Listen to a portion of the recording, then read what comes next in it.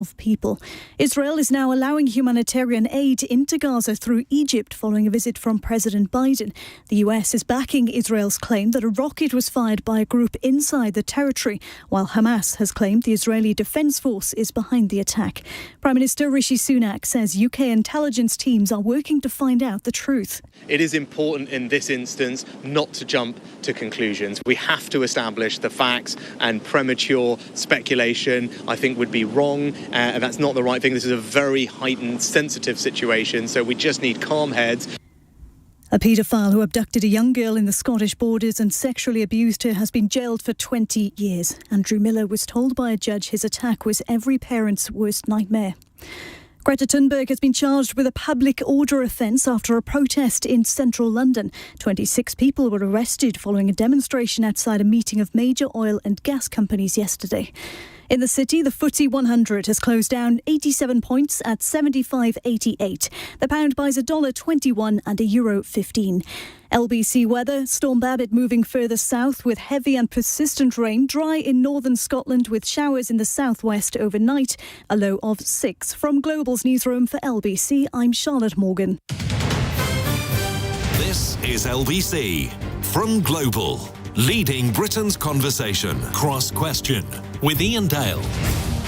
2 minutes past 8 on LBC. Welcome to Wednesday's Cross Question. We have a bit of a wet panel tonight, or at least two members have professed to have been caught in a downpour, but they are here and they're willing to answer your questions on any subject you like. The number to call 0345 6060 973. You can text 84850 and say, Alexa, send a comment to LBC, and you can watch us on Global Player. I'm not going to tell you which are the two wettest members of the panel. You can watch us it out for yourself. We have Lord Karan Bilimoria with us, crossbench peer, founder and chairman of Cobra Beer, and vice president of the Confederation of British Industry, the CBI. Christine Jardine is Liberal Democrat MP for Edinburgh West. She's the party spokesperson for the Cabinet Office, Women and Equalities and Scotland. Rabbi Dr. Jonathan Romain is minister of Maidenhead Synagogue in Berkshire, who's the author of the book The Naked Rabbi and the chair of the Assisted Dying campaign group Dignity in Dying. And Steve Norris is with us, former Conservative minister and former London mayoral candidate. So they're here to answer your questions. Get dialing 0345 6060 973. Call 0345 6060 973. Tweet at LBC. Text 84850. Cross Question with Iain Dale. This is LBC.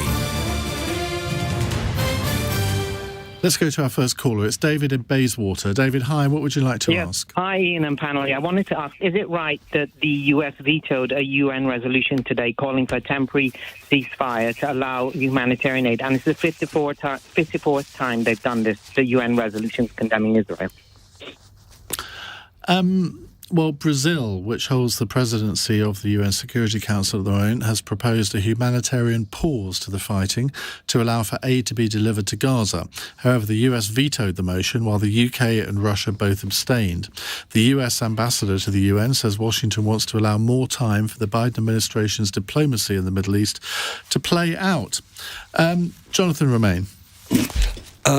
Well, there's a very simple solution, and that is Hamas should give the hostages back. And Israel's made it very clear that if they get their hostages back, these are civilian hostages, they weren't military, they didn't attack military depots, they just attacked, as you well know from the Hamas videos themselves, women and children. And Israel said, give them back, and that's what we want. And of course, although they have... in fact, I believe the news is they have now allowed humanitarian aid as of this evening. And that is going to go through the Egyptian border, which, by the way, shatters another myth that the Gaza is completely cut off. It has a border with Egypt. Now, to be honest, Egypt has closed it up till now, and you have to ask yourself why a fellow Arab, fellow Muslim state is closing it to Hamas. Presumably, they think Hamas is pretty awful, and they don't want them infiltrating Egypt either. But there is humanitarian aid going through this evening, and it will flow much more freely if the hostages are returned. And, you know, it's very simple. Hamas can free the hostages that should never have been taken in the first place. If Hamas agreed to do that, do you think there would be calls for Israel to have to guarantee that there would be no ground invasion? I think Israel would love not to have a ground invasion.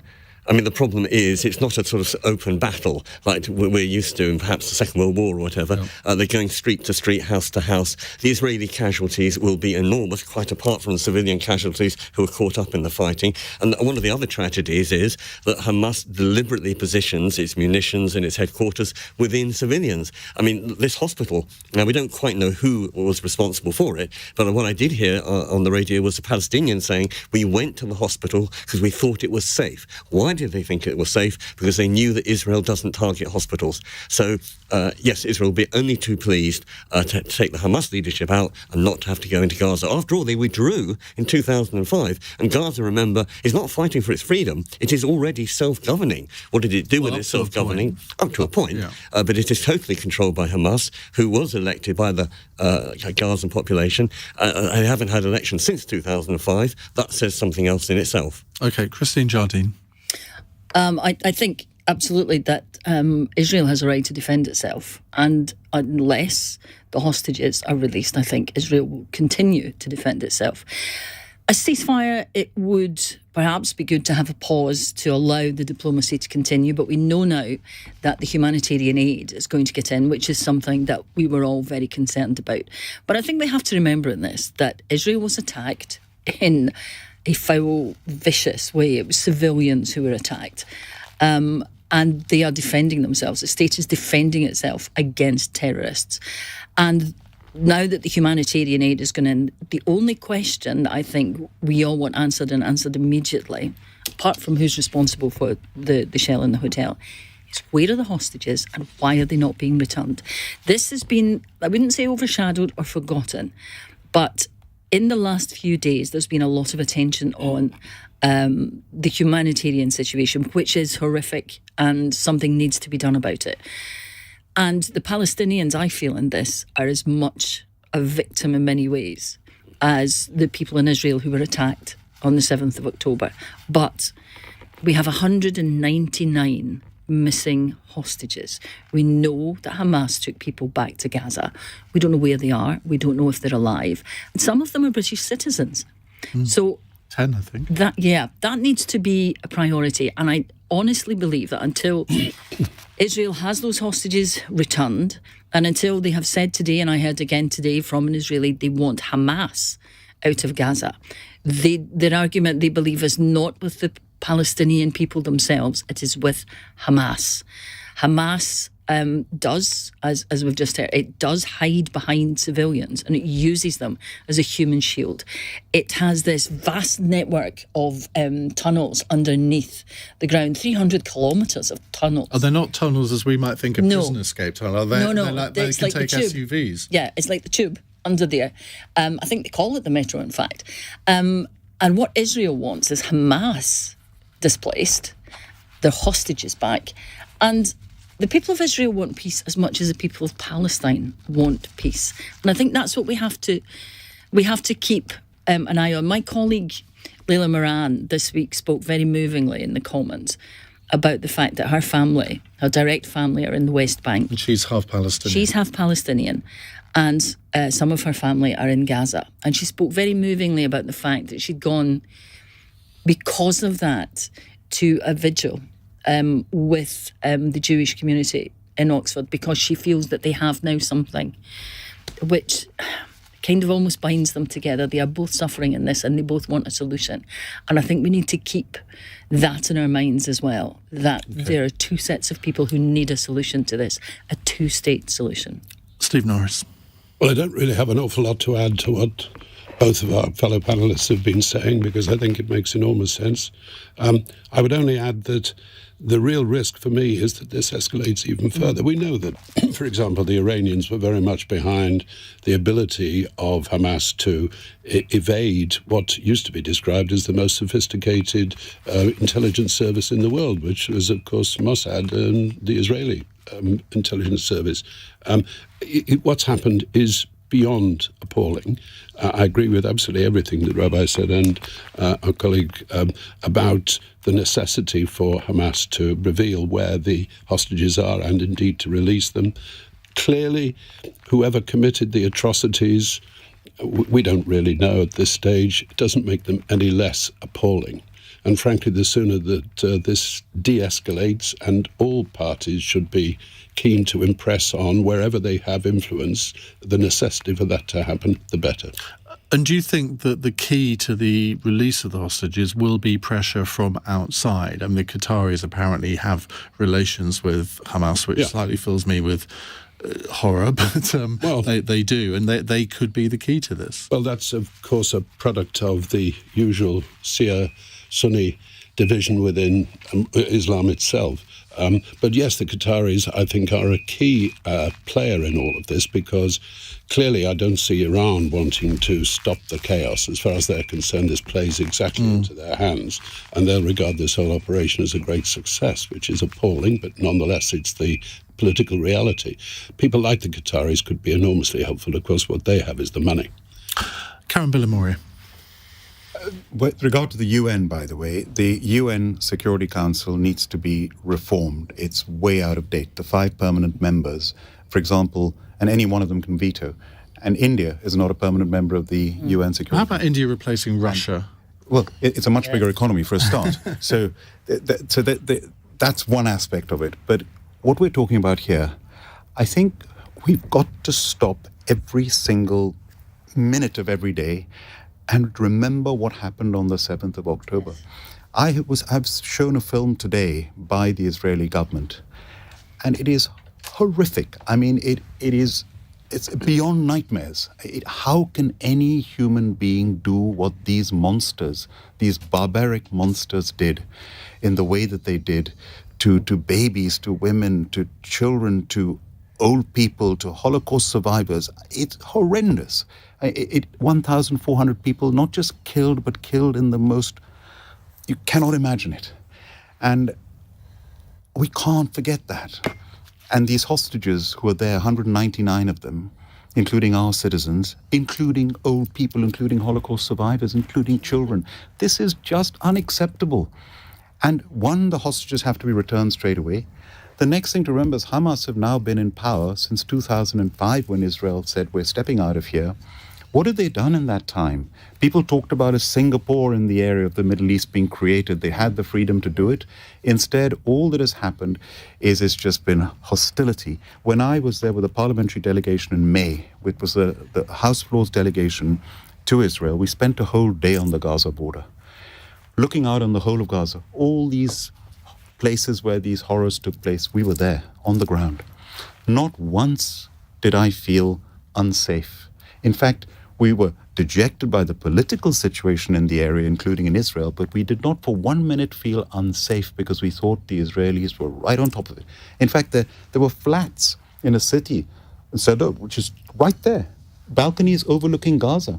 Any sniper from Gaza could shoot anyone at any time. In fact, when we were there, they could have shot us at any time. We were not worried one jot. No one saw this coming. Now, when something like this happens, in the time we'd been there, for the 4 weeks before, 1,000 rockets had been fired. And the Iron Dome was working pretty well in stopping most of them. Now, in one day, 5,000 rockets and the horrors that were committed. Hamas can't get away with this. It's not going to go away. So and the worst thing, Hamas and Fatah do not talk to each other. There is no democracy. There have been no elections on the West Bank, the Palestinian Authority and Hamas. And then you've got Hezbollah in the north as well. And then you've got Iran supposedly financing, backing all this. This is a horrible situation. Israel has to be given the time to do what it has to do. And the supreme irony here is that the Middle East was sort of inching towards some sort of peace. You know, Israel made peace long ago with Egypt and Jordan. They had the Abraham Accords. I spoke in a debate on the Abraham Accords. And we were so positive just a few weeks ago in the House of Lords. And we were saying the next step is Saudi and Israel. This was wonderful. More trade, more business, more travel, tourism, peace. But sadly, you wonder how much of that was actually an incentive to the horror. Deliberately, deliberately to undermine this. And that's the dog that hasn't barked in this, isn't it? Why now? Why now? Well, I think the key to this is Iran. And it's about time we started to take Iran as seriously as an enemy of every Western democracy and democracy everywhere in the world, as we think of Putin, as we think of Kim Jong-un, as we think to some degree of Xi in China. To me, this is a threat that we've underestimated for years. Actually, there's been quite a lot of military activity, as you probably know, in the Gulf. This, taking the point that Karan was making, this didn't get planned overnight. This took months to plan, precisely in order to overwhelm what was otherwise regarded as a sophisticated security screen. And that's, I think, one of the big issues we've got to start tackling, taking Iran much more seriously than we do. We'll take another question on this wider subject in just a moment here on LBC. It's 8:15. This is LBC. Get up to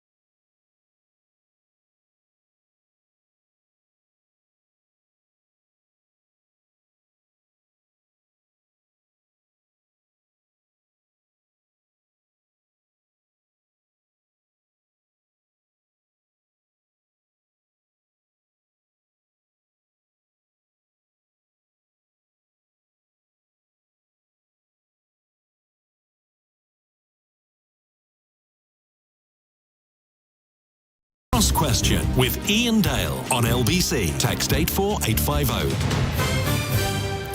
18 minutes past 8 on LBC. We have a very thoughtful panel with us tonight. I don't always say that, but I am going to do that tonight. Lord Bilimoria is with us, Christine Jardine, Liberal Democrat MP, Rabbi Dr. Jonathan Romain, and former Conservative Minister Steve Norris.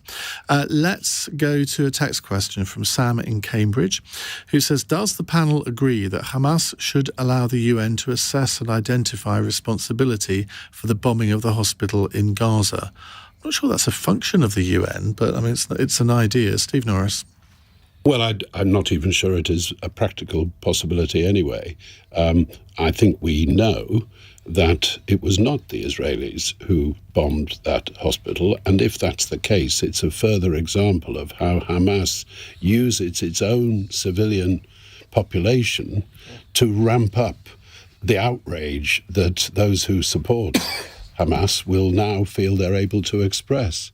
I think Karan was talking about just how appalling the impact of the original attack has been, and the kind of people, the kind of evil minds that would ever think of bombing your own citizens in order to kill 400 or 500 of them, from what we understand. I don't know. I don't think it was...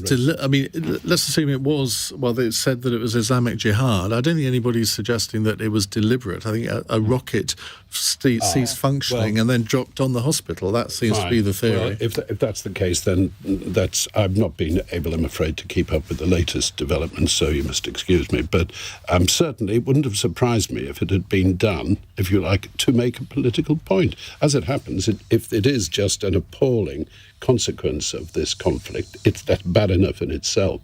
Do I think the UN has a role? Frankly, no. Karan? Well, what people don't realise is these rockets that are fired, now thousands and thousands of them, many of them misfire. The latest statistics are about 12% of them misfire in terms of not getting to where they're meant to get to, and when the 12% fall within Gaza. Now, they could fall in a field before they get to the Israeli border, but sometimes, like this, was a mistake. It was fired from the Israeli intelligence. It was fired from a cemetery behind the hospital, and it landed by mistake in the hospital. So I don't think it was intentional. And they've got audio evidence, which I've heard, of Hamas talking to each other and saying it was Islamic Jihad that did it, and it was a mistake that took place. So, and also the damage that has taken place, it's horrible, it's awful, and tragedy is not the same as if Israel had fired a bomb in there from a plane or artillery. And so it is not, Israel have not done this from the evidence. And what this shows us is we cannot jump to any conclusion straight away, because there's a lot of false messaging. Like the BBC did? Like a lot of people did. Yes. And they shouldn't do that. We shouldn't have done that. And by the way, the BBC and everyone has to refer to these people as terrorists. And not just terrorists, monstrous, barbaric, horrific terrorists, inhuman terrorists. Even I wouldn't say that a newsreader should go that far. But Jonathan Romain, in a way, the horse has bolted on the PR here, because people have made up their own minds, and there are a lot of people that whatever the Israelis say, whatever proof they come up with, they just will not believe it.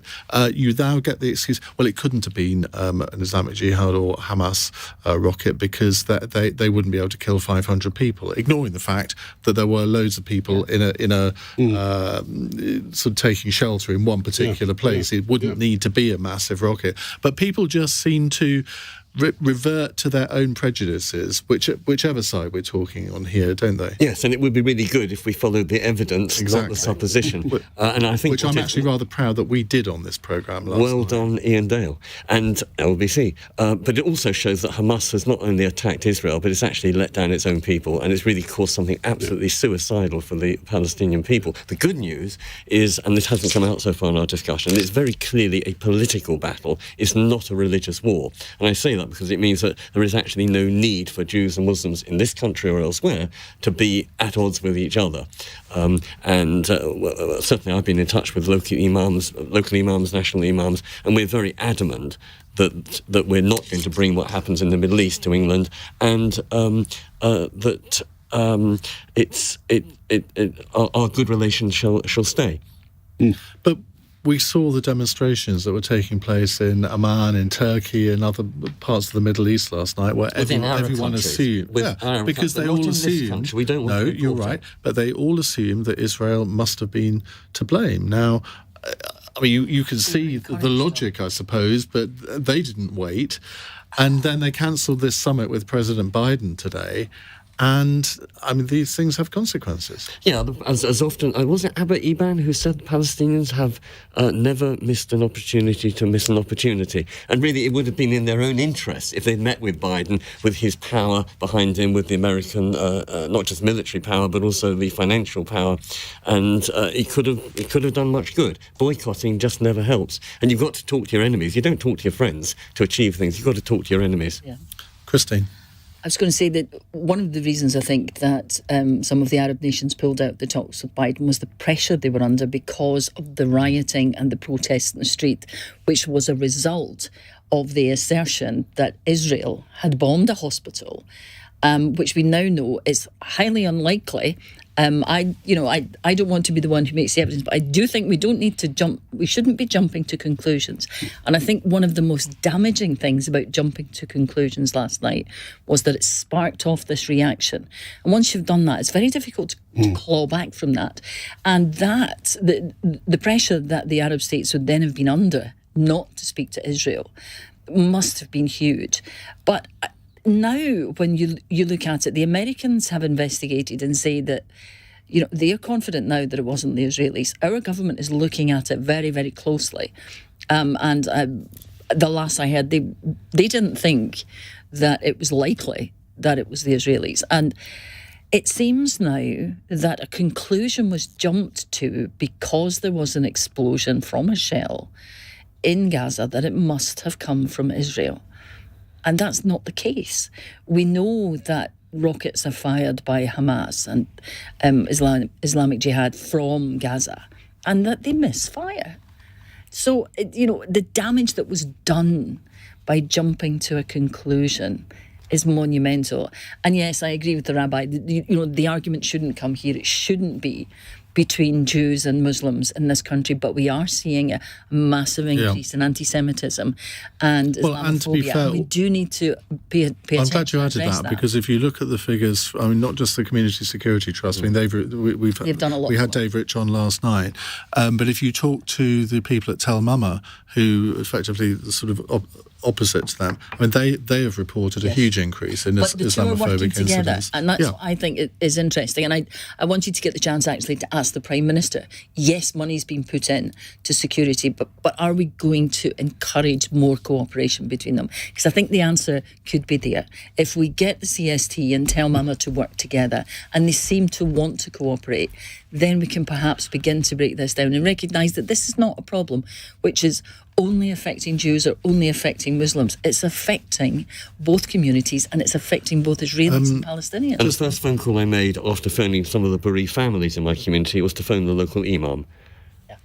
I knew his name, I knew his phone number, he knew me, and we talked together about how we were going to make sure we... And do you think that's been replicated across the country? Yes. Oh, yes. Good.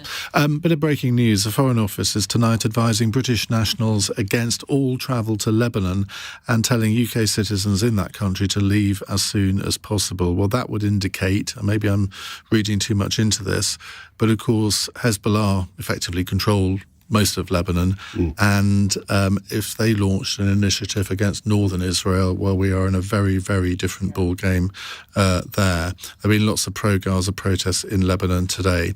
Right, Hassan is in Cambridge. Hi, Hassan. Yeah, hello. Hi, Ian. Ian, in the 2019 elections, 86% of the Muslims in the country voted for Labour. Now, they are very disappointed by Starmer's position on the Gaza-Israel crisis, and we've had multiple councillors resigning in protest to Labour policy. What does the panel think will happen to this Muslim vote bank, which could be anything between a million and a half voters who always stuck with Labour? It has been quite interesting that Keir Starmer has been in some ways more hardline than Rishi Sunak in his reaction to this. It could make a difference, I guess, in some marginal seats as to how Muslim voters vote at the next election. Christine, I don't know if that might affect your seat at all. I don't know. I think it's too early to say what long-term the reaction is going to be in a general election to what has happened in the past week. I think emotions are running very high at the moment, and people are reacting to the immediate news, and they're reacting right away. What I think we have seen in Parliament, however, is largely unanimity on all the benches about the situation. We have all condemned Hamas. We have all said that Israel has a right to defend itself. And we are all concerned about the humanitarian catastrophe that we have to avoid in Gaza. And I think when it comes to a general election, that will be reflected in the way people vote. Yeah. I'm looking at the clock. We're heading towards the news, so I'm going to ask you all to be quite brief on this one, Jonathan. I would challenge the questioner, because I'm not sure if Muslims voted about Labour's foreign policy. I would have thought they were voting much more on their economic and social policy. And as for Keir Starmer, what has he said? The legitimate defence of a sovereign state and care for civilians. If you're against those two, I'm not sure what your moral compass is. Well, I think this results from an interview he did on RBC at the Labour conference, in which he said Israel has the right to defend itself how it sees fit, potentially including withholding water and power supplies. So I think that's what people objected to. Which is, and withholding water supplies is much better than sending over bombs and missiles. And Israel has not gone in, and not only did they give them 24 hours notice, it's been 4 days now. Karen? This should not be about Muslims against Jews. This is a humanity against terrorism. And if we look back at history, look back at 9/11, Al-Qaeda, what did we do? We went in, and it was the only time Article 5 of NATO's been implemented. We destroyed Al-Qaeda. Then after that, you have ISIS. Then you have Hamas. Then you have Islamic Jihad. Then you have Hezbollah. Then you have the IRGC. But Hamas has really come to the fore since 2005. Then you've got the IRGC in Iran that should be proscribed. It is one terrorism after the other. We cannot allow this to continue. This is not to do with Muslims against Norris. Jews. Only to say that I agree with Christian. I think these sort of things are said in the heat of the moment. I don't think it'll make a blind bit of difference come the general election. I was proud of the fact that today the entire House stood together, and that both Starmer and Sunak were absolutely as one. I'm proud of that. I think that was a great day for British democracy. Hassan, thank you very much for your question. We'll move on to other subjects in just a moment. If you'd like to put a question to our panel, 0345 6060 973. It's 8:31. News headlines on LBC with Charlotte Morgan. Israel has agreed to allow aid into Gaza from Egypt after a visit from Joe Biden. The US president's backed Israel's denial of involvement in an explosion at a hospital in the territory after Hamas blamed it on an Israeli airstrike. A group of 10 serving and former police officers are being investigated over how allegations against David Carrick were handled. The convicted rapist and former police officer was jailed for at least 30 years in February. And Greta Thunberg will appear in court next month after being charged following a climate protest in central London. In total, 26 activists were arrested outside a hotel in Mayfair where oil and gas companies were meeting.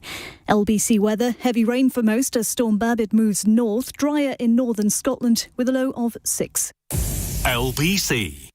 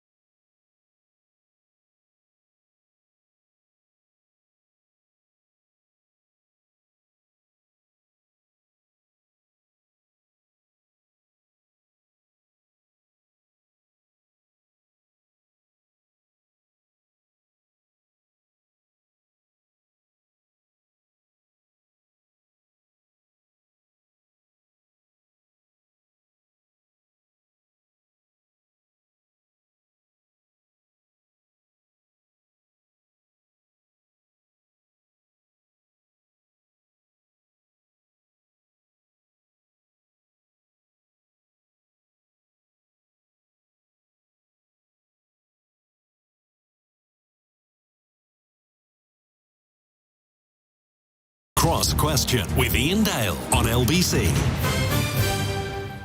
8:35 on LBC. With us, Lord Bilimoria, Christine Jardine, Rabbi Dr. Jonathan Romain and Steve Norris. Now, let's go to James in Chelsea. James, you have a very different question for us. Yes, I do, and I'm sorry I'm sort of deviating from the main sort of context of the conversation, but for me it's something very sort of close to my heart. But the man, Andrew Malkinson, that spent 17 years, 4 months, 9 days in prison for a crime that he didn't commit, is living on the street. And I just think that's just totally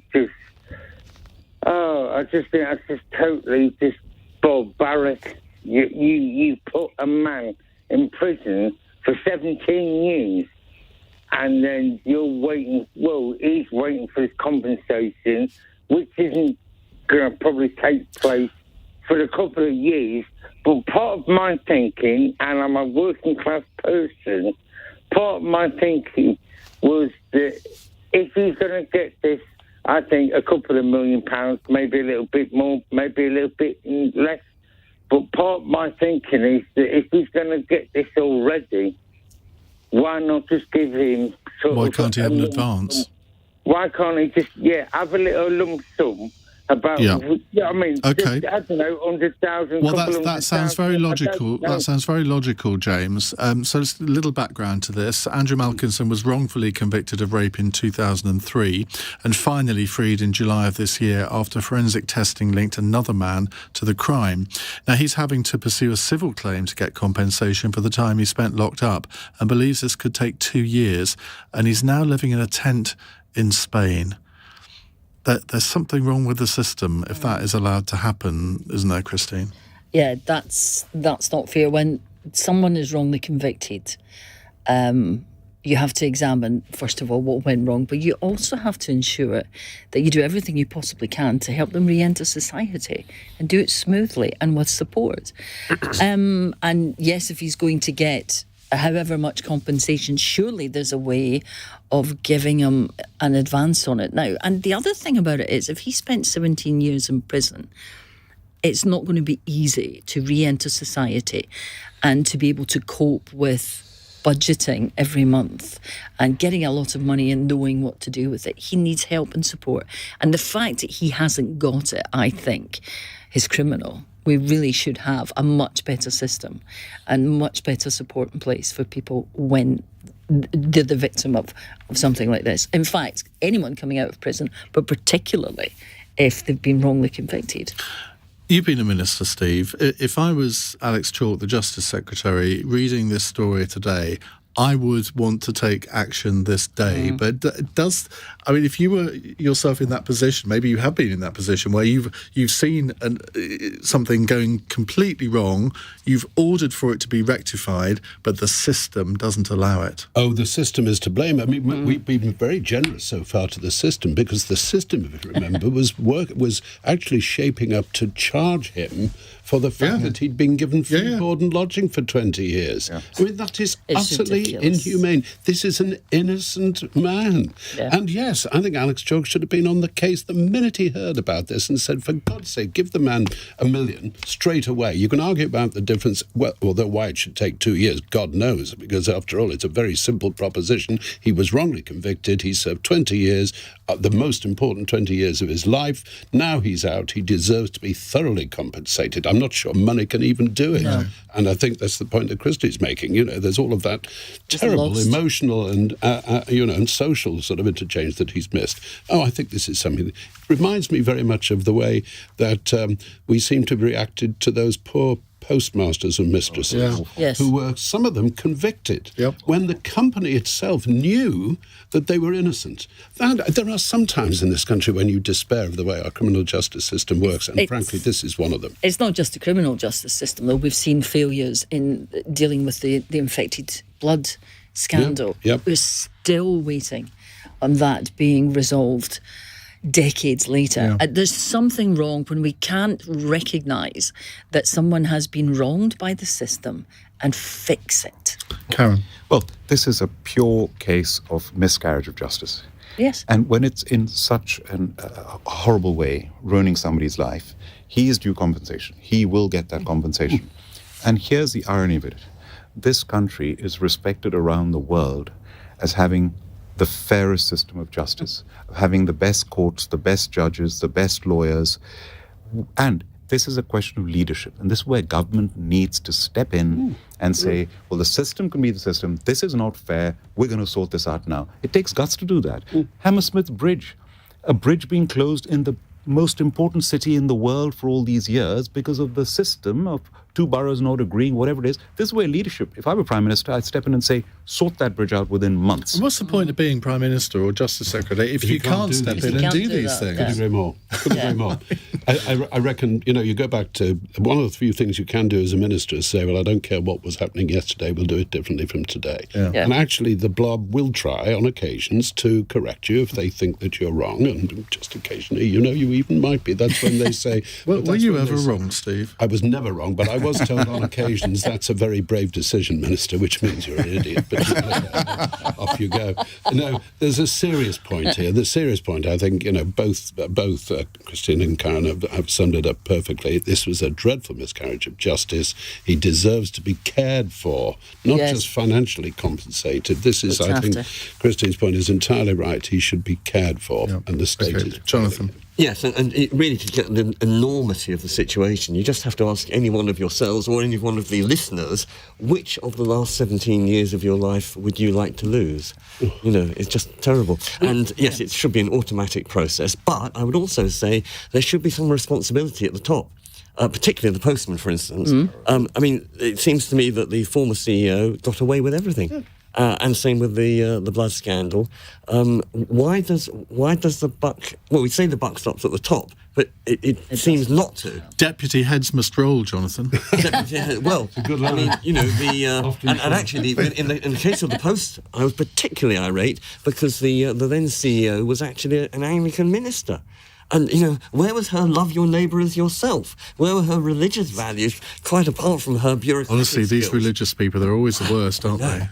Yeah, but I was incensed. When we've all got a local postman who we chat to, and we've got a local post office shop, and they just do a great job, and they're very much part of the communal and the local furniture, now that so many other little local things have disappeared. The post office is the last bastion, really, and they were let down so badly. The lady you're talking to, its name is Paula Vanells.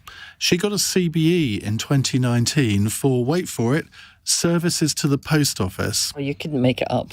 And to charity. Could not make it up. And the CWU, the Communications Workers Union, wants that to be stripped from her. Well, all power to their elbow, I would say. And it was under her watch. It was under her watch that they knew the system. And I wonder what she's doing now, because if you're one of these people in the health service where you oversee a catastrophic disaster in a hospital trust, a year later you get promoted to a different one. Yeah. It happens time and time and time again. Anyway, that's my little rant over. We'll take more of your questions in a moment. Let's go early to a break so we can fit more in the last part of the programme. It's 8:43. LBC, Nick Ferrari at breakfast. The Labour MP and Shadow Chief Secretary of the Treasury, Darren Jones, Sir Keir has faced calls to apologise for and retract remarks he made on LBC, saying Israel had the right to withhold water and power. Are those tactics appropriate? Any action from either side of this war must be done within international law. You don't pick up on any tension within the party, a wing of it trying to suggest Sir Keir modifies his stance. Of course, there are representatives of different parts of the country that have different types of constituents, but the Labour Party position could not be clearer. Nick Ferrari at breakfast. Back tomorrow morning from 7. Listen on your radio and on Global Player. LBC. Honestly.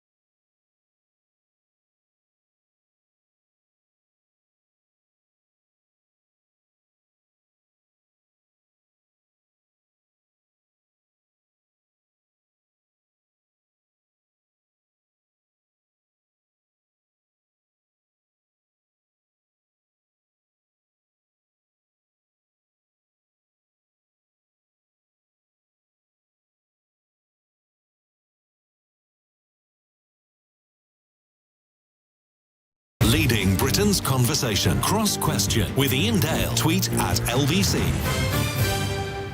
8:46. Let's go to a text question from Brian in Newport.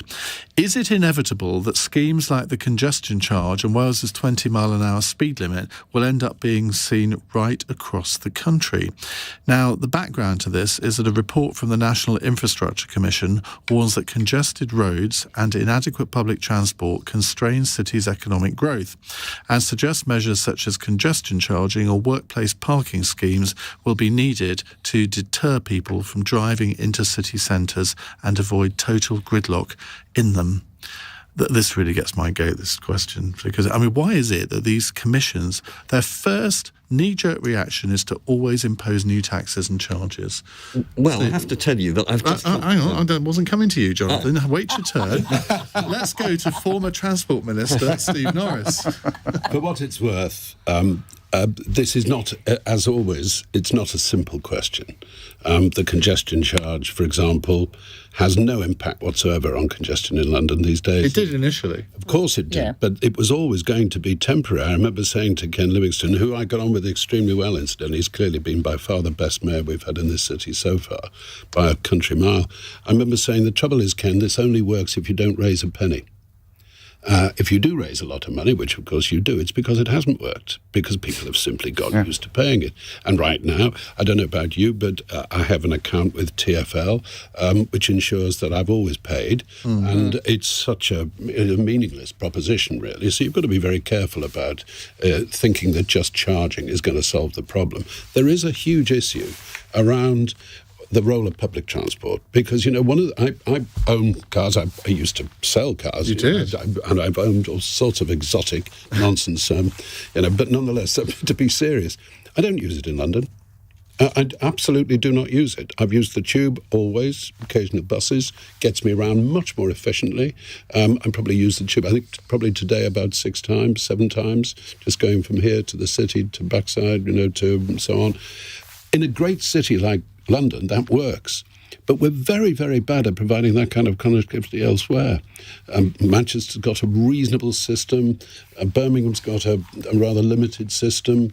There's not much else in the country if you compare it with continental Europe. Good public transport is the answer to people not even wanting to own a car. Try getting around Edinburgh. Yes, but the Edinburgh tram, of course, was a much discussed and much debated proposition. I remember that back in the 90s when either they wanted it or they didn't want it. They couldn't make their mind up, and they couldn't make their mind up about the cost and so on. And lots of people didn't want it, when the idea of an extension was promoted, wanted it. And now other parts of the city want the tram. Because, like you say, getting about in Edinburgh is almost impossible at times. And there's been a debate about a congestion charge in Edinburgh. But the key is public transport. And to answer the question, I do think it's inevitable that we have schemes like the congestion charge, maybe not the congestion charge itself, but that we have schemes to discourage people from driving in city centres. But that'll take an improvement in public transport. Now, I come from Glasgow originally. But you don't mention that very much in Edinburgh West. But when I was growing up in Glasgow, we never took the car. Where did the accent go? I don't know, actually. Worse than that, I was born in Glasgow, but I was brought up in Clydebank. And we took the train everywhere because Glasgow has a fantastic transport system. You can take the train, get off the train and get on the underground into the city centre, or you can stay on the train and it'll bring you all the way to Edinburgh if you want, or London. And the buses are integrated into that as well. The Strathclyde Passenger Transport Executive, as it was, created a system in Glasgow. Nobody who can help it takes their car in. And when I lived in Glasgow, we took the train in every day rather than drive into the city. But we need more park and ride schemes. We need more imagination from city planners about what they're going to do. The tram has been a huge success in Edinburgh, and I think will continue to be a huge success in Edinburgh. I love it. It's I went off public transport for years, much to my chagrin and my daughter's anger, but I do love the tram. It's efficient, it gets you where you want to go, and it doesn't get caught up in the traffic. The traffic's got to get out its way. So I think the 20 mile an hour schemes, people will come round to them. We have them in Edinburgh. And People do come round to it, because if you have it in built-up areas where you have lots of children going to school, for example, have and you're a it parent, outside schools. that it makes a difference. That makes a huge difference. It's like where we are here, the whole of Westminster. Yeah. It's not needed in the whole of, particularly when you've got a dual carriageway thing and you're doing 20 miles an hour. It's utterly preposterous. I agree that there are areas where 20 mile an hour limits don't make sense, but there are other areas where they make absolute sense and they save lives. The difference between hitting a child at 30 and 20... No, you are right. You are right. Jonathan Romain, the public transport problems in Maidenhead, over to you. Yes, they're not very good, but I have to tell you, I've just come back from Italy, and I was leading a tour of Italy, actually, and we suddenly realised that actually we were standing in the middle of the road, because in many, many towns up and down Italy, cars are banned, so are coaches. And unless you're a delivery van or you're actually working on a building or something like that, and we just realised, it was safer, the noise levels were down, the fresh air, the air was fresher, and this is clearly the way forward. And there may be some short-term inconvenience, but the long-term gain just has to be the right way forward. Karan? With transport, you've got to keep a sense of balance. And I don't think we should go backwards, we should go forwards. The idea is to get people to places quicker and safer, but in a proportionate way. Having 20 miles an hour everywhere is absolutely not necessary. Having cycle lanes, I think, is a very good thing and encouraging cycling. But if you have cycle lanes that are used only at peak times and the rest of the day you see one cyclist an hour, then you're creating gridlock, which is creating pollution, which is lost time, which is losing productivity, which is harming the economy. And the ULEZ, for example, to have that is discriminating against people who can't afford and who need to drive in certain areas. So you can't just ban driving and encourage cycling, encourage public transport, but you need to drive as well. It's a sense of balance and proportion that we've completely lost and we need to retain. One of the biggest flaws in the ULEZ scheme, of course, was that it didn't have a sufficient scrappage scheme.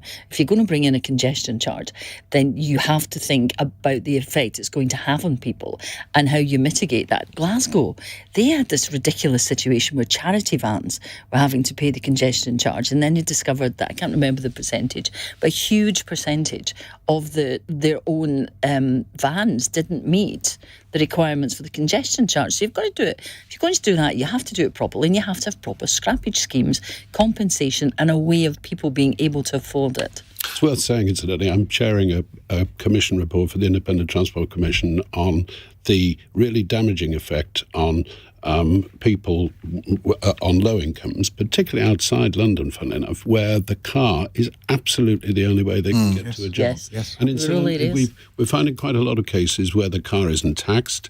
It's always carrying 4 or 5 passengers. It generally doesn't have an MOT or whatever, but it's, just frankly, they've just got to get to the job. Now, that's a real issue. So when we start talking about translation to EVs and we start talking about people having to spend an awful lot more on their vehicles, that's a real issue. There's an equity issue there, which is not, I'm afraid, as yet involved. And for me, the issue around ULEZ, quite apart from the fact that we now know that in practice it makes absolutely no difference to air quality, is the fact that here is a Labour mayor who is actually taxing poor people, not rich people, not me. My cars qualify if I were to ever use them, which, as I say, I simply don't. But if I did, I don't have a problem. Poor people do. If that was a Tory saying, I'm going to tax poor people because they deserve it, they're probably just not working hard enough, we'd be pilloried to the world's end. This is a Labour mayor doing it. Don't you worry. Come the next election in May, this is still going to be huge. Hashtag safer with Susan. Hashtag safer with Susan. Yes, right. Erica is in Birmingham. She's got a text question. I'm going to ask you for short answers on this one because we're running out of time. Amazon intends to start using drones in the UK to fly customer orders to them in under an hour. Does the panel think this is progress, or does it just sound too dangerous? Now, Amazon says it will introduce drone deliveries in parts of the UK without saying where by the end of next year. They currently offer this service in 2 US states for parcels which weigh no more than 2.2 kilograms or £5. I mean, technology is a wonderful thing, but I can't imagine how this can't go wrong. Karan? Home delivery is something that has rocketed, and it was turbocharged by the pandemic, and it actually it's receded a bit, but it's still very popular, whether it's for food or whether it's for your supermarket deliveries. And this is something that is advancement in technology is bound to happen. It's down the road. It's something that's always been talked about futuristically. This is going to happen before driverless cars. And driverless cars is another thing that people keep talking about, whereas this is proven in America that they've been able to do it. Of course, it's got to be done carefully and safely. But and also, there are many advantages, obviously, to this, but there's also disadvantages, like loss of employment, like loss of social contact, and also the loss of local shops. So there comes a cost to the advantages. Christine? I won't be ordering anything fragile from Amazon if this is it. Do you now? Oh, that's a good question. I don't think I do, actually. But, I can't imagine anybody saying, I'm going to buy a wedding present for my niece. I'll get Amazon to deliver it by drone if they've ordered. The practicalities of it, I just don't get. Because they'll be all over the place. If you live in a terrace street and the delivery is number 43, well, okay, I suppose in theory they can work out where number 43 is, but where does it put it? Quite. It can't knock on a door, can it? No, I mean, it's ludicrous in so many ways in an urban environment. What if you're on the 23rd floor? That'll be interesting. How do they get to there? Knock on the window. Knock on the window. But the rotor blade just, giving the gentle wake up. But if you were to think of it in the context of rural delivery, it would be fuel efficient, it would be energy efficient, it would be climate change neutral.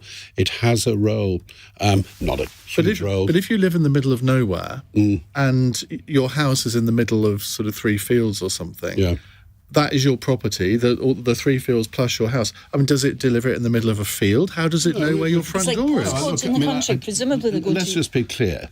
In a rural context, there's a role for it. In an urban context, it's ludicrously inappropriate, just as long as we remember those two divisions.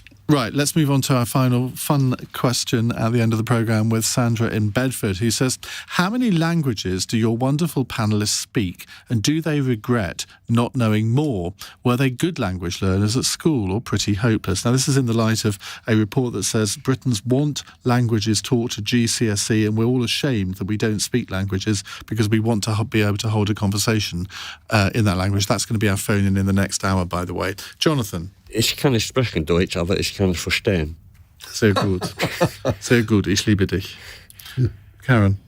I think we're very lucky that English is the most popular language in terms of the language of business, and we have an advantage over that. But we should learn many more languages. And I'm very lucky. I was born and brought up in India, so I speak and understand 4 or 5 languages. 4 or 5? Yeah. Wow. Yeah, my mother's about 10. My mother can read and write and speak almost 10 languages. Christine? Well, it has been suggested that I speak Glasgow. Yeah, it has been suggested that I should master English before I learn anything else. But I think you have to learn the right foreign language. I did French and German at school, and I did a year of French at university. And I was in Spain during recess for a friend's daughter's wedding.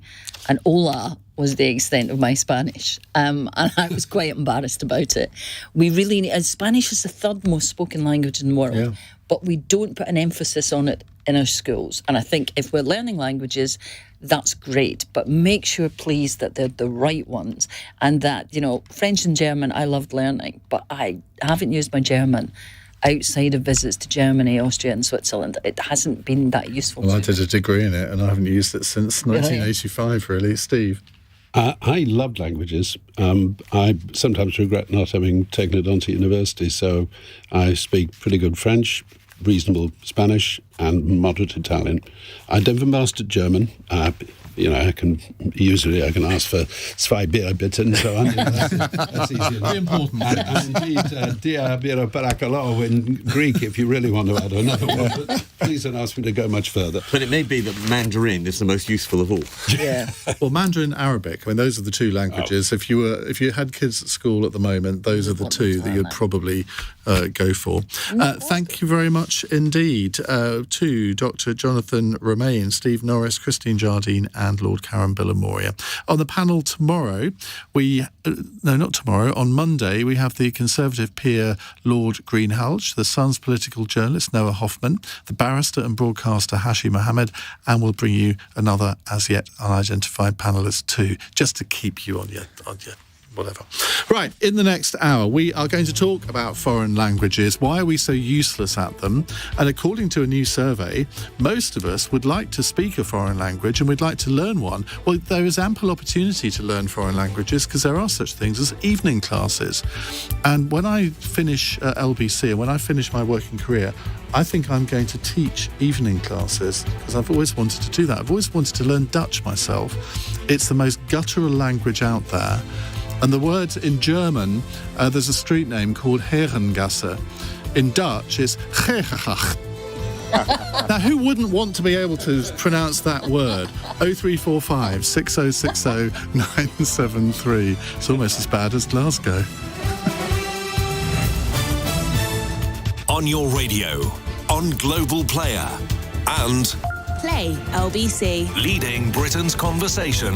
This is LBC.